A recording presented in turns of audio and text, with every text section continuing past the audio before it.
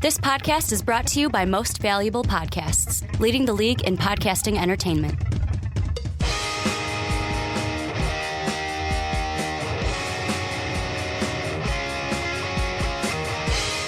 What's up, everybody? Ricky Widmer here, a part of the Onside Kick. I want to thank you guys for checking out the podcast yet again here on Most Valuable Podcast. I am joined, as I am every week, by the one, the only, the Mark Weber. Dub Vemies. And Mark, we got a special treat. It's after Halloween when we're recording it. No tricks today, only treats. We don't have Brandon, we don't have Sean, no Dave, no Mike, but a special guest in TK Goldsmith from the I Need a Mulligan podcast. TK, how's it going? And I'm just going to ask you, tell the fans a little bit about yourself, to introduce yourself. Yeah, man, it's going good. Thanks for having me on the show. I definitely appreciate it. Oh, no problem. Tell the fans a little bit about yourself and especially the I Need a Mulligan podcast. Yeah, we started the I Need a Mulligan podcast back in June. This year we're on episode 17. Now, I know you're probably thinking I Need a Mulligan. It's a podcast about golf, but that's definitely not the case. You know, we talk about several different sports besides golf. You know, we talk football, basketball, mixed martial arts, health and wellness, coaching, motivating, and then at the beginning of every podcast we talk about bourbon, scotch, and beer. Because what goes better with sporting events than, you know, a nice adult beverage? Am I right? So we talk about that, and then at the end of every podcast we have an I Need a Mulligan moment of the podcast where we talk about second chances and do-overs. Sometimes it's funny, sometimes it's serious. Just kind of depends on the topic. So definitely go check it out. It's at ineedamulligan.co. That's our website. You can subscribe on iTunes, Google Play, Stitcher, right there from the website. So go check it out. And again, thanks for having me on the Onside Kick, brother. Oh, no problem. And the one thing I will say is just from me listening when TK emailed us was I listened to just that first one. And the best part of the I Need a Mulligan podcast is whenever you do have a mess up, it's like, I need a mulligan. And then you just go right into it. The best shtick that I've ever listened to for a podcast that goes along with the name. But we are glad to have TK on the show. We've got a jam-packed show for you guys, as we always do. Going to be talking some trade deadline winners and losers, although not a lot happened. So we'll try to pick the winners and losers that we saw from the action that didn't happen. Then we're going to continue a conversation that Sean and I had last week about the MVP. We're going to add a candidate in Derek Carr this week and kind of go over whether or not he should be in the MVP discussion. And then we're going to end the podcast with a biased segment between Mark, TK, and myself, being Viking, Bear, and Packer fans in the reverse order of how I said our names. We're just going to look at what the hell is going on with the NFC North after week number 8. But guys, looking at the NFL trade deadline, TK, you're our guest, so I'm going to kick it over to you first with a winner. I'm going to throw you a winner and a loser and let you pick which one you want to talk about first. We have a clear winner to me in the New England Patriots getting rid of Jamie Collins, but then we got a clear loser in Jamie Collins, who he went to bed 7-1 and then woke up 0-8. Yeah, if I was Jamie Collins, I don't think I'd want to be on board with that one. But you know, it is what it is. He wanted to get his money, so you know, he decided that you know, he probably needs to be shipped off. But I'm gonna go on the loser side, and being a Packers fan, I want to bring them up because I think, you know, I wish they would have went out and really looked for a running back before the trade deadline. I know they tried to go after Niles Davis and you know, they got him and they brought him in, and unfortunately that didn't work out for them. And I, you know, I can go a couple different reasons why that happened, but I think the main thing is, you know, he just comes in too late. You know, the Packers offense, the way that it's set up, you know, you need to be in the system in order to really fine tune, you know, how you're going to be able to play your role in that system. And I just don't think he had enough time to get in there and you know, kind of get settled and be comfortable in their system. And, you know, with that being said, I you know, I'm really, really frustrated with the fact that they couldn't bring in, you know, somebody to help out that running game.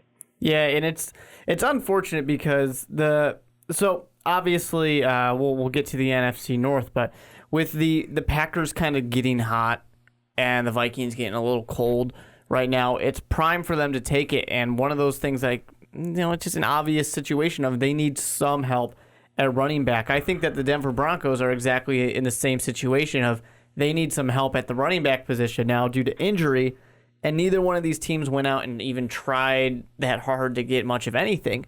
So to not get something, to just kind of hope that you're going to pick up some random guy who's sitting at home right now and hope that he's going to come in and be able to make a difference for your team, it's not a good situation. And fortunately for the Broncos, they got that good defense. They're going to hold up pretty well. Unfortunately for the Packers, their defense is a good defense, but it's not going to have that same level. And you're just kind of falling into the same situation. Ricky and I talked about it a few weeks ago now, but when you just try and put everything on Andrew Luck or put everything in this situation on Aaron Rodgers, the guy can't do it on his own. He needs some help. He needs some support. A big reason why the Green Bay Packers won their Super Bowl with Aaron Rodgers is because of the run game. And since then, they really haven't had too much of a run game. It just doesn't make sense. It seems clear. It seems obvious. I don't really see, besides the fact that Ted Thompson doesn't want to do it, I don't see a reason why you can't go out there and try and make something happen. Well, and go ahead. The one thing, and I am going to throw it to you, TK. I just wanted to say one thing and then throw it to you because you are the Packer fan. I think about what, Mark, you said when we had our last Packer discussion. We were talking about the Aaron Rodgers and the struggles with the offense. And Mark brought up the point of you got Ted Thompson, who he's the kind of guy where it's like, we want our guys. We come in, they're homegrown. We don't make trades. We don't go out and get many people and bring them in. And I thought that this was a prime position where it's like, you have to go out and get someone. Because Mark's talking about you need to get Aaron Rodgers help. TK, I'm going to throw it to you, though, because you are the Packer fan. I want to get to know, as a Packer fan, are you 100% okay with that philosophy of we're going to bring guys in, we're going to home grow them, and they're going to be our guys? Or were you sitting there going, you know what, let's go out and get someone. Let's change the philosophy a little bit. I'm going to go with the politically correct answer here and say both. But I like, my background. I have 12 years of coaching at the high school level. I coached football, basketball, track. I like the idea of doing the homegrown thing because, especially if they're going to stay with like a Mike McCarthy, because, you could think about moving him along just based on, how things are going there. But if you're looking at it strictly from, the Ted Thompson point of view or the front office point of view, you're bringing those guys in that that you can coach them and coach to your style of football. And I like that idea. But there's always going to be special situations. And, if there's ever a time that he needed to pull the trigger and help out this team and help out his franchise quarterback and make sure that Aaron Rodgers is fully invested, or to make sure that Ted Thompson knows that Aaron Rodgers is fully invested and go out and get that running game that he desperately needs in order to keep that timing of the offense there.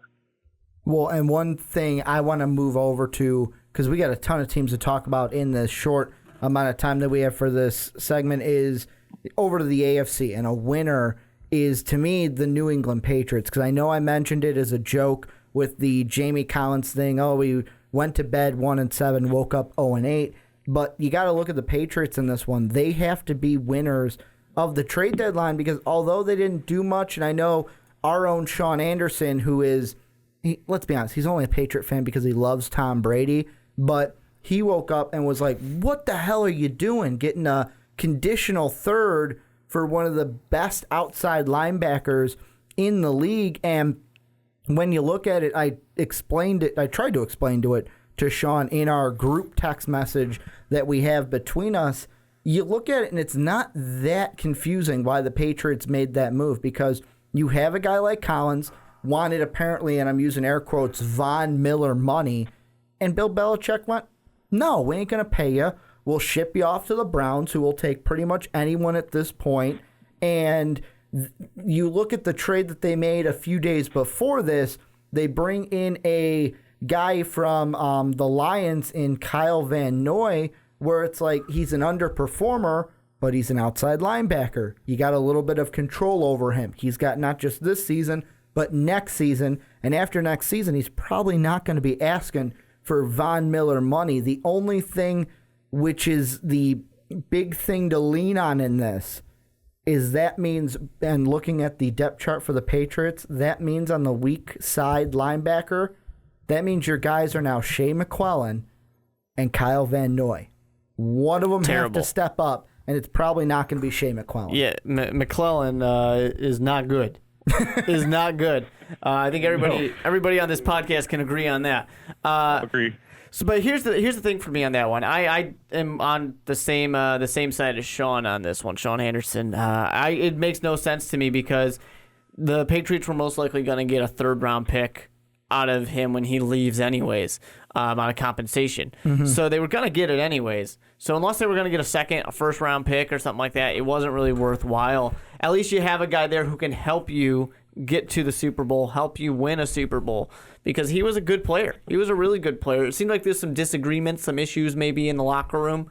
But what it really comes down to is you guys were winning games, and you're not really getting much. Unless they really thought in a week or two we're cutting this guy. That's how bad it's getting. Or do you think it was maybe Bill going, hey, you know what? You want Von Miller money? I'll send you to the darkest place in the NFL, Cleveland. But that's just a petty move. It's dumb. Do you look at Bill Belichick and maybe think that it's not above him, though? No, I usually think of Bill Belichick, being the I do what is best for my team right now kind of guy, and this did not make sense as being best for the team in any way, shape, or form. Well, it puts a lot of pressure on Kyle Van Noy to be the guy where it's like, you got to step up a little bit. Because guy who folds under pressure pretty well. And if I look at all the outside linebackers, you've got Shea, you've got Kyle, and then you've got Barcavius Mingo.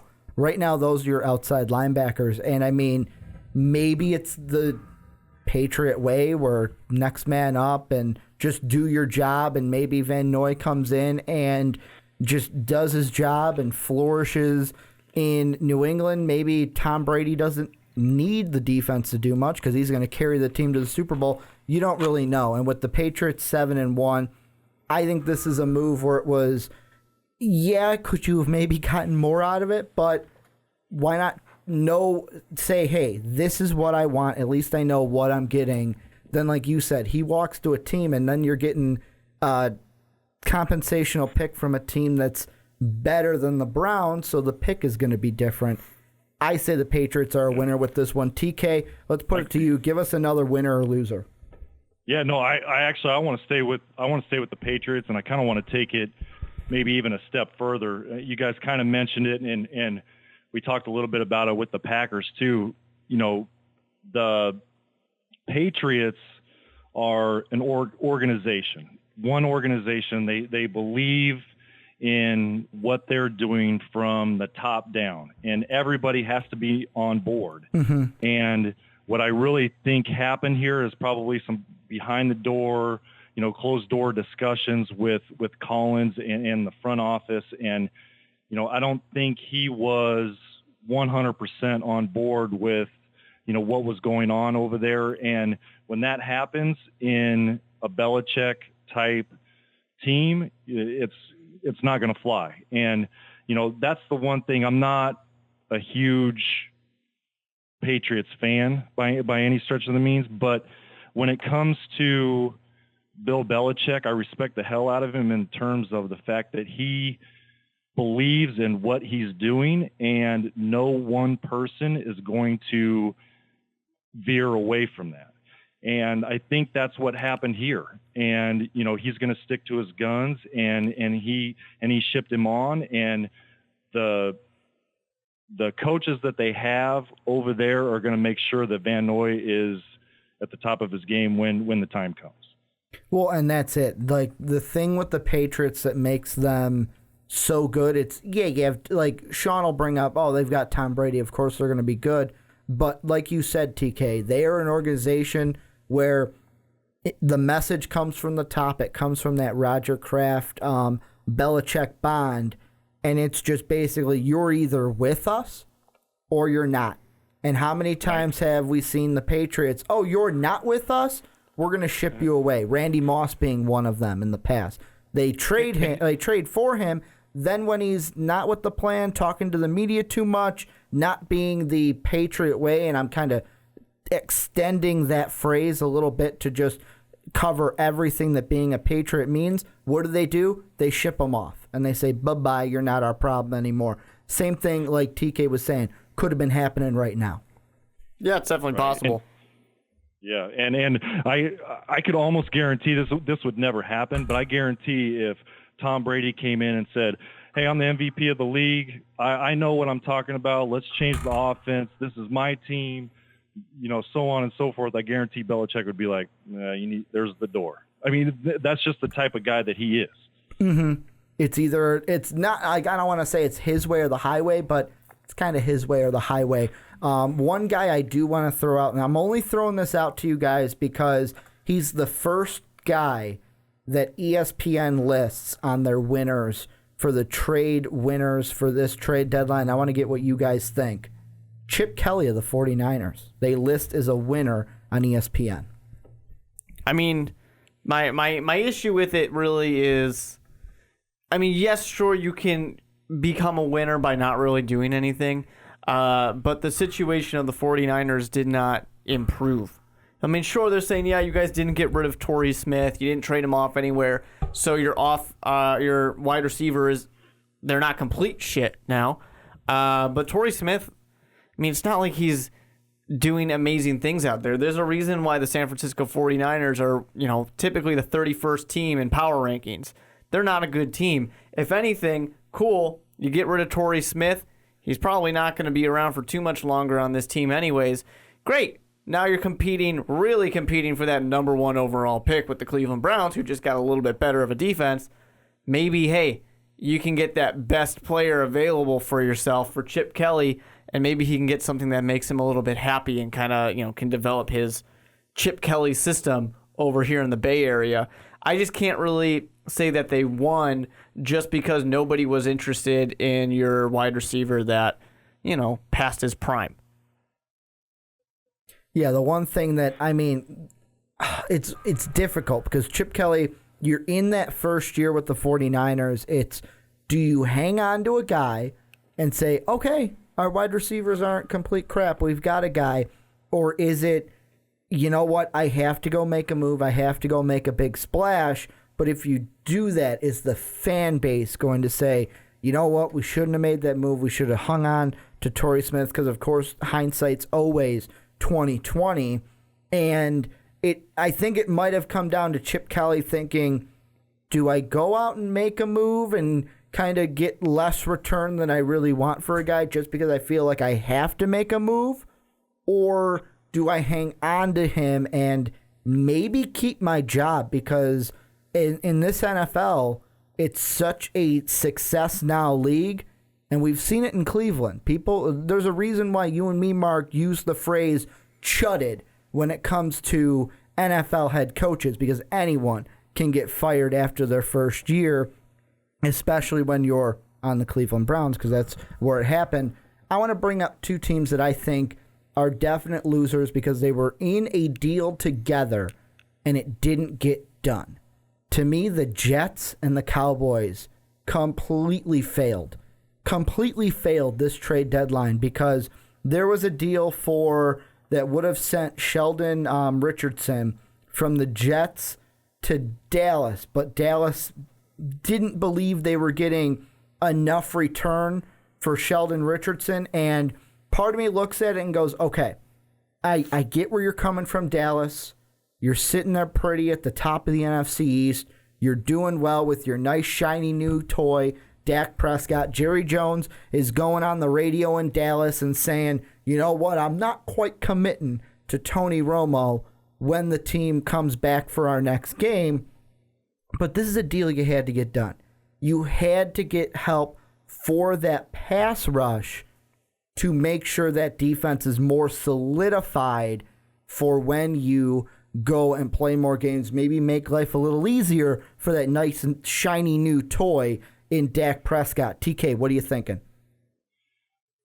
I I mean, I agree with you to a certain extent. I think I really, my gut tells me here that you got to stay conservative. I think they have a good thing going. I don't know, what the terms were or who they were going to get in return. I mean, I think they have a decent defense. I mean, they're going to rely on their running game, and they're going to control the clock. I don't necessarily think that they needed to spend a lot or move a lot to get a pass rusher. That's just my initial gut. I mean, you're sitting, what are they, 6-1 right now? Mm-hmm. It's just something that, I have that conservative gene in me, being a coach, and I probably would have sat on it too. Yeah, I don't actually have a problem with Dallas not pulling the trigger, mostly because your team is good right now. You have your couple of hot rookies out there. At the same time, I think realistic expectations for the Cowboys is we don't think we're going to probably... I mean, sure, we hope. We're 6-1 right now. But there's a good chance we're not winning a Super Bowl this year. Mm-hmm. So let's keep some of those picks and let's keep building this young team because they've been drafting really well these past few years. So then when you look at the defense, they're not a bad defense. I mean, in your total defense ranking, they're like 9th, 10th. They're not a bad team defensively because Ezekiel Elliott is running the ball so well. So the defense doesn't have to be on the field. And if that's the game plan, if that's the strategy to just pound the ball, let's run, let's make smart decisions with Dak Prescott. He doesn't throw that many interceptions. I think he's at, 4 now? 4 interceptions. So if we're being smart, we're keeping the offense on the field, keeping the defense off. You really don't necessarily need that pass rusher because you're going to control the game. And then your defense is going to be better just because they're more rested. Where the opposing defense, not going to be good because they're on the field so much. Well, and the only reason why I sit here and go, man, that Sheldon Richardson would have been nice is, yeah, right now you're 6-1, but I look at the stats defensively, and the big one that jumps out to me is the sack number for quarterbacks. And right now, Dallas tied for 27th in the league with only 11. The only team that has less than 11 sacks, the Oakland Raiders, who only have 9 on the year. And it's not one of those things where I sit there and go, okay, what are you looking at the rest of your way in the schedule? Because that's important, but to me, I look ahead. I'm always a look-aheader, and I look ahead to the playoffs and the teams you might see. Right now, if I just look at the division winners, as of right now, the Vikings, the Falcons, and the Seahawks all have quarterbacks that you need to get after, especially the Vikings. Bears showed it. Eagles showed it. You get to Sam Bradford, you're going to win the game. But you list 2 teams that have terrible offensive lines. Maybe the Dallas Cowboys feel like, yeah, we can get to those quarterbacks just fine. But what about the Falcons? What about it? And this is the beauty of Week 8. What if the Packers are now the team? Are you confident that this defensive line right now can get to an Aaron Rodgers? But Rod Marinelli knows how to play Aaron Rodgers. So they're probably feeling pretty confident against Aaron Rodgers, too. The man's had a lot of experience against him. I just think that the Dallas Cowboys feel good about where they're at. But with this being said, I think when we do get to draft, expect one of those pass rushers to go to Dallas pretty quickly. Well, Miles... Yeah, they're definitely going to have to go in that direction. I was going to say a Myles Garrett would have been great, but they're not going to be that high to get Myles Garrett. But hey, there's still time. Before what do you think they're just going to lose? The second half of their season's pretty tough. You never know. Well, let's hope the Vikings can get a win against I don't know Dallas why we would do that. I don't know if we'll ever get a win after the last 2 games. But before we move on to our Derek Carr discussion with either Mark, TK, are there any teams or players or coaches that we left off, winners or losers, that you guys are like, man, I wish we would have touched these guys? I don't really think there's anyone else. It was not really an exciting trade deadline. I mean, there's plenty of teams within divisions that are like, yes, that didn't happen. We're doing well. I guess the only thing I can say, it's not a surprise, but Seattle Seahawks and Minnesota Vikings could use a lot of offensive line help. Neither team had any for Joe Thomas. Neither team had any way of possibly making it happen, though, because they don't have any cap room. Plain and simple. Well, and we kind of already sent our picks for Sam Bradford. You guys are done with picks now. Yeah. TK, how about you? Anything that we missed in this discussion? I don't think so, man. I think we touched on everything. I'm ready to get into this Derek Carr fiasco. Okay, then that's what we're going to do. Before we do, though, this is where I turn it on to you guys as always. Let us know down below in the comment section, whether you're on Blog Talk Radio or YouTube. Let us know your winners and losers. What do you think of any of the winners and losers that we brought up today in the podcast?